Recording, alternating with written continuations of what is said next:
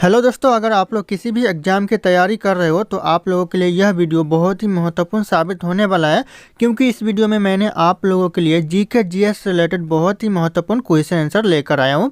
तो दोस्तों, इस वीडियो का पहला क्वेश्चन है, भारत की पहली महिला प्रधानमंत्री कौन थी? जो पहली महिला प्रधानमंत्री थी वह थी इंदिरा गांधी। तो ऑप्शन यहाँ पे बी करेक्ट आंसर हो जाएगा, इंदिरा गांधी। ध्यान रखिएगा, एग्जाम में कई बार पूछा गया है।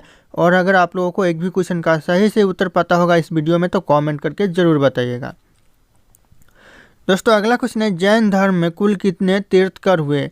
जैन धर्म में कुल कितने तीर्थकर हुए? तो हो जाएगा आपका 24 तीर्थकर, यानी 24 तीर्थकर हुए कुल जैन धर्म में। तो ध्यान रखिएगा। और अगर पूछा जाए एग्जाम में कि जो 24वें तीर्थकर थे वह कौन थे, तो याद रखिएगा यह हो जाएगा महावीर स्वामी। जो 24वें तीर्थकर थे, ये कॉमन क्वेश्चन है, एग्जाम में पूछे जाते हैं कि 24वें तीर्थकर कौन थे। अगला क्वेश्चन है, पंचशील समझौता किन दो देशों के बीच हुआ था? कौन से दो देशों के बीच दोस्तों पंचशील समझौता हुआ था? तो हो जाएगा भारत और चीन के बीच यह समझौता हुआ था। तो ध्यान रखना, करेक्ट आंसर ऑप्शन डी हो जाएगा। अगला क्वेश्चन है, लीपू लेख दर्रा भारत के किस राज्य में स्थित है? यानी जो लीपू लेख दर्रा है वह भारत के उत्तराखंड में है। ऑप्शन यहाँ पे ए करेक्ट आंसर हो जाएगा, उत्तराखंड। ध्यान रखिएगा आप लोग। अगला क्वेश्चन है, महाभारत की रचना किस काल में हुआ था? यानी जो महाभारत का रचना हुआ था कौन से काल में? तो हो जाएगा आपका शुंग काल में हुआ था। ऑप्शन यहाँ पे सी शुंग काल करेक्ट आंसर हो जाएगा। अगला क्वेश्चन है, फलों का अध्ययन क्या कहलाता है? यानी जो फलों का अध्ययन कहलाता है यह कहलाता है पोमोलॉजी। ऑप्शन यहाँ पे डी करेक्ट आंसर हो जाएगा, पोमोलॉजी। दोस्तों ध्यान रखना आप लोग।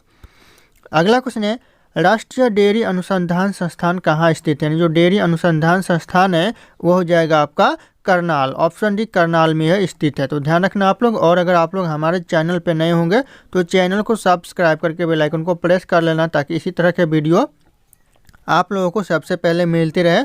और इस वीडियो को एक लाइक करना ना भूलिएगा। दोस्तों, अगला क्वेश्चन है, हिमाचल प्रदेश की राजधानी कहाँ है? हिमाचल प्रदेश की जो राजधानी है वह शिमला है। ऑप्शन यहाँ पे बी करेक्ट आंसर हो जाएगा, शिमला। दोस्तों ध्यान रखना आप लोग।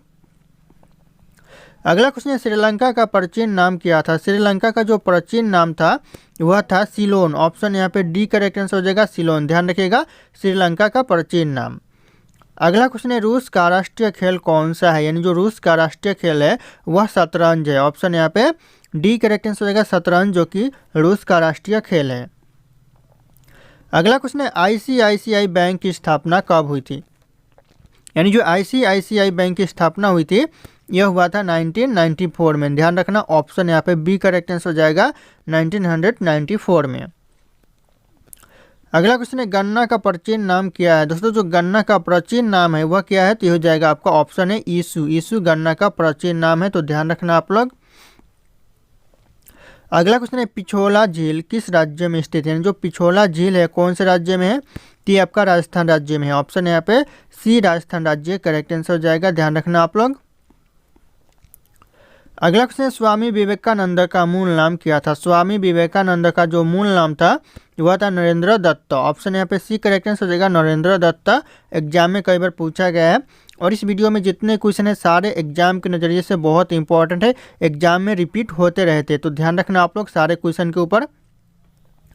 अगला क्वेश्चन है दोस्तों, तराइल का प्रथम युद्ध कब हुआ था? यानी जो तराइल का जो प्रथम युद्ध हुआ था ये हुआ था 1191 में, यानी 1991 में हुआ था। तो ऑप्शन यहाँ पे ए करेक्ट आंसर हो जाएगा, 1191 में।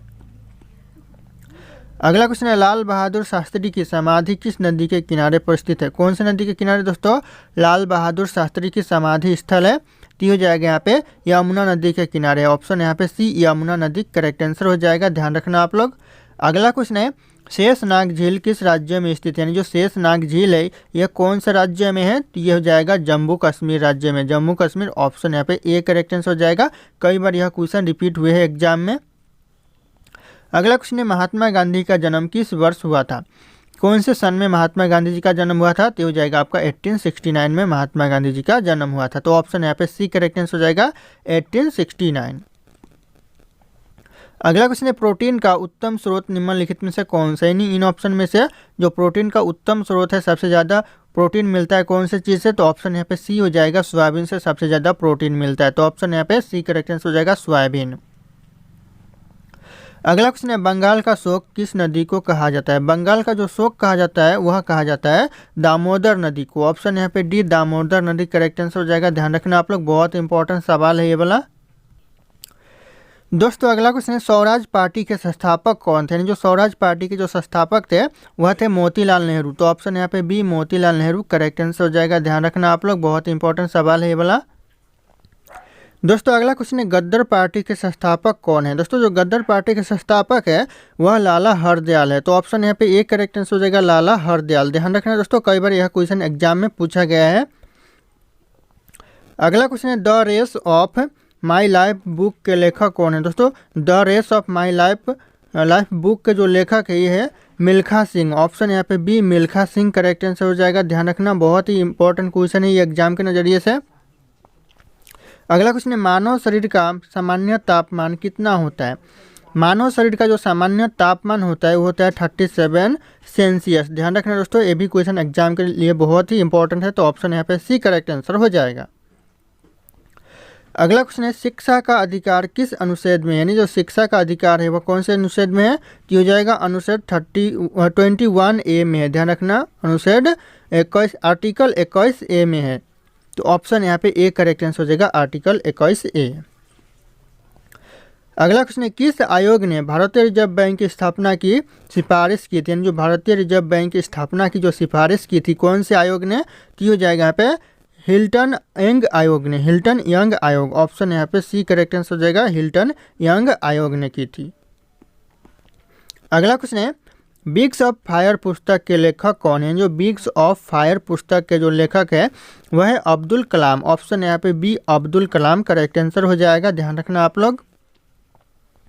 अगला क्वेश्चन है अर्थशास्त्र के लेखक कौन थे, यानी कौन है दोस्तों अर्थशास्त्र के लेखक। तो हो जाएगा चाणक्य। ऑप्शन यहाँ पे सी चाणक्य करेक्ट आंसर हो जाएगा। अगला क्वेश्चन है गुप्त वंश का संस्थापक कौन था। यानी जो गुप्त वंश का जो संस्थापक था वह था श्री गुप्त। ऑप्शन यहाँ पे सी करेक्ट आंसर हो जाएगा, श्री गुप्त, जो कि गुप्त वंश का संस्थापक था। अगला क्वेश्चन है भारत में कौन सा राज्य कपास का सबसे बड़ा उत्पादक करता है। यानी ऐसा कौन सा राज्य जो कपास का सबसे ज़्यादा उत्पादन करता है। तो हो जाएगा आपका गुजरात राज्य, जो कि सबसे ज़्यादा कपास का उत्पादन करता है। अगला क्वेश्चन है हीराकुंड बांध किस नदी पर स्थित है। कौन सी नदी पर हीराकुंड बांध बना हुआ है। तो हो जाएगा महानदी पर बना हुआ है। तो ऑप्शन यहाँ पे सी करेक्ट आंसर हो जाएगा, महानदी। अगला क्वेश्चन है ध्वनि की गति किस में अधिकतम होती है। ऐसा कौन सा चीज़ है जिसमें ध्वनि की गति सबसे ज़्यादा होती है। तो हो जाएगा ठोस वस्तु में। ऑप्शन यहाँ पे सी डी करेक्ट आंसर हो जाएगा, ठोस में सबसे ज़्यादा ध्वनि की गति होती है। अगला क्वेश्चन है सूरसेन महाजनपद की राजधानी कहाँ थी। सूरसेन महाजनपद की जो राजधानी थी वह मथुरा थी। ऑप्शन यहाँ पे सी मथुरा करेक्ट आंसर हो जाएगा। अगला क्वेश्चन है शेषनाग झील किस राज्य में स्थित है। यानी जो शेषनाग झील है कौन से राज्य में है। तो यह जम्मू कश्मीर राज्य में। ऑप्शन यहाँ पे ए करेक्ट आंसर हो जाएगा, जम्मू कश्मीर राज्य शेषनाग झील। ध्यान रखिएगा आप लोग। अगला क्वेश्चन है गुजरात की जीवन रेखा किस नदी को कहा जाता है। गुजरात की जो जीवन रेखा कहा जाता है यह नर्मदा नदी को कहा जाता है। तो ऑप्शन यहाँ पे ए करेक्ट आंसर हो जाएगा, नर्मदा नदी। ध्यान रखना आप लोग। अगला क्वेश्चन है भारत का तोता किसे कहा जाता है। भारत का जो तोता कहा जाता है यह कहा जाता है अमीर खुसरो को। ऑप्शन यहाँ पे डी अमीर खुसरो करेक्ट आंसर हो जाएगा, भारत का तोता। ध्यान रखिएगा आप लोग। अगला क्वेश्चन है एशिया का अजगर किस देश को कहा जाता है। जो एशिया का अजगर कहा जाता है कौन से देश को। तो हो जाएगा आपका चीन देश को एशिया का अजगर कहा जाता है। तो ध्यान रखना आप लोग। अगला क्वेश्चन है किस ग्रह को संध्या तारा के नाम से जाना जाता है। कौन से ग्रह को दोस्तों संध्या तारा के नाम से जाना जाता है। तो हो जाएगा शुक्र ग्रह को यहाँ पे संध्या तारा के नाम से भी जाना जाता है। तो ध्यान रखना आप लोग, ऑप्शन सी करेक्ट आंसर हो जाएगा। अगला क्वेश्चन है भारत का ऐसा कौन सा राज्य है जो बांग्लादेश से तीनों ओर से घिरा हुआ है। ऐसा भारत का कौन सा राज्य जो बांग्लादेश के तीनों ओर से घिरा हुआ है। तो हो जाएगा त्रिपुरा राज्य, जो कि बांग्लादेश के तीनों ओर से घिरा हुआ है। तो ऑप्शन यहाँ पे बी करेक्ट आंसर हो जाएगा, त्रिपुरा। अगला क्वेश्चन है भारत के किस राज्य में सूर्य उदय सबसे पहले होता है। भारत का ऐसा कौन सा राज्य है जहाँ पर सूर्य उदय सबसे पहले होता है। तो हो जाएगा आपका अरुणाचल प्रदेश। ऑप्शन यहाँ पे B Arunachal Pradesh correct answer हो जाएगा। कई बार एग्जाम में पूछा गया है यह क्वेश्चन। अगला क्वेश्चन है जो बीत चुका है उसके लिए कौन सा शब्द का प्रयोग यानी उपयोग किया जाता है। कौन सा शब्द का। तो हो जाएगा आपका अतीत का उपयोग किया जाता है। तो ऑप्शन यहाँ पे ए करेक्ट आंसर हो जाएगा, अतीत। अगला क्वेश्चन है, नीली क्रांति का संबंध किस क्षेत्र से? नीली क्रांति का संबंध है दोस्तों मछली उत्पादन से, तो ऑप्शन यहाँ पे ए मछली उत्पादन करेक्ट आंसर हो जाएगा। अगला क्वेश्चन है, मूंगफली उत्पादन के लिए किस टाइप की मिट्टी की ज़रूरत होती है? कौन सा टाइप की मिट्टी की ज़रूरत होती है दोस्तों मूंगफली उत्पादन के लिए? तो हो जाएगा बलुई मिट्टी की उत्पादन की जरूरत होती है, तो ऑप्शन यहाँ पे बी बलुई मिट्टी करेक्ट आंसर हो जाएगा। अगला क्वेश्चन है, पहाड़ों की रानी किससे कहा जाता है? जो पहाड़ों का रानी कहा जाता है वह कहा जाता है मंसूरी को, ऑप्शन यहाँ पे ए मंसूरी करेक्ट आंसर हो जाएगा।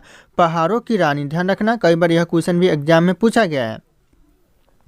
अगला क्वेश्चन है, भारत के संविधान में कितनी अनुसूची है? ये क्वेश्चन बहुत इंपॉर्टेंट है, रिपीट होते रहते हैं कि भारत के संविधान में कितनी अनुसूची है, तो हो जाएगा 12 अनुसूची है, तो ऑप्शन यहाँ पे सी 12 करेक्ट आंसर हो जाएगा, ध्यान रखना आप लोग। अगला क्वेश्चन है, मैक मोहन रेखा किस देश के बीच स्थित है? यानी जो कौन से देश के बीच दोस्तों मैक मोहन रेखा स्थित है? तो ये करेक्ट आंसर होगा भारत और चीन के बीच यह स्थित है, तो ऑप्शन यहाँ पे बी भारत और चीन करेक्ट आंसर हो जाएगा। अगला क्वेश्चन है, कायर का विलोम शब्द क्या होता है? कायर का जो विलोम शब्द होगा वह शूरवीर होगा, ऑप्शन यहाँ पे ए शूरवीर करेक्ट आंसर हो जाएगा, ध्यान रखना आप लोग। अगला क्वेश्चन है, निम्नलिखित में से नकदी फसल कौन सा है? दोस्तों जो नकदी फसल है वह कौन सा फसल है? तो हो जाएगा गन्ना, इन ऑप्शन में से जो गन्ना है वह एक नकदी फसल है। अगला क्वेश्चन है, भारतीय जीवन बीमा निगम की स्थापना कब हुई थी? भारतीय जीवन बीमा निगम की जो स्थापना हुई थी कब हुई थी? तो इस क्वेश्चन का जो सही उत्तर होगा आप लोगों को कमेंट करके बताना है, ऑप्शन यहाँ पे सारे के सारे शो कर रहे हैं। फिर मिलते हैं अगले क्लास में।